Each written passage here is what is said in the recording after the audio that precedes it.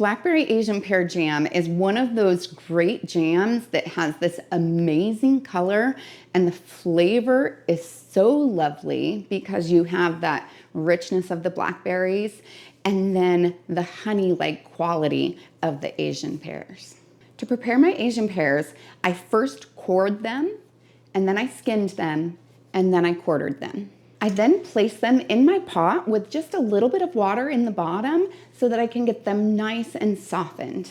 Now that I have my 3 cups of pulp, I'll just go through and mash it a little bit more just to make sure that any of those really big chunks get mashed down.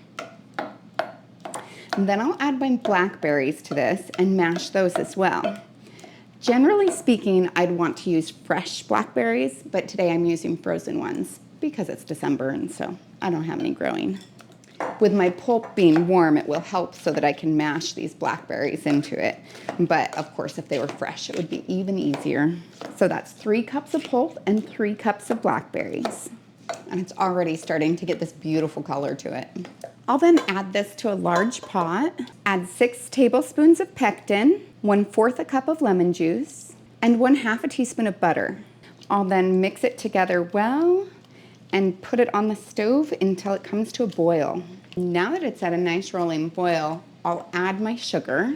And I want to add that all at once and then begin to stir because that sugar, it has the tendency to burn more easily. Now that it's at a nice rolling boil, I'll continue to stir it and set my timer for 1 minute. And I'll add just 1/8 of a teaspoon of vanilla. I'll then fill my 1/2 pint jars up to 1/4 of an inch of headspace, which is the space from the top of the food to the top of the jar.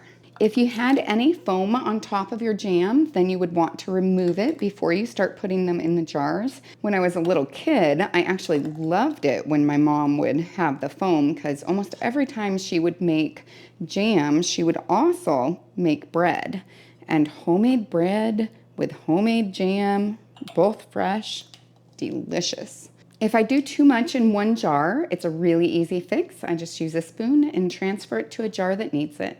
And I always use a spatula because I tend to be amazed at just how much I can still get off of my pan and my ladle.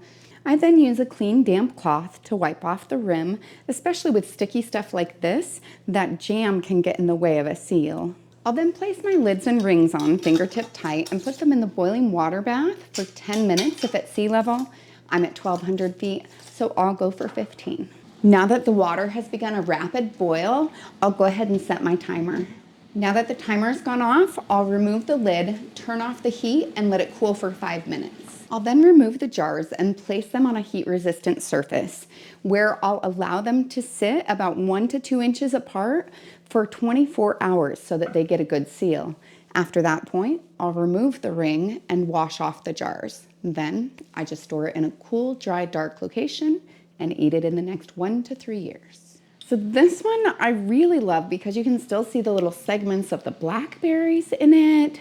And I mean, the color is so beautiful. I love berry jams anyway. And then adding that Asian pear to it just adds another little element. So it is so sweet. And you don't get that overwhelming blackberry flavor. It's a little more subtle than it normally would be, but it's definitely still there.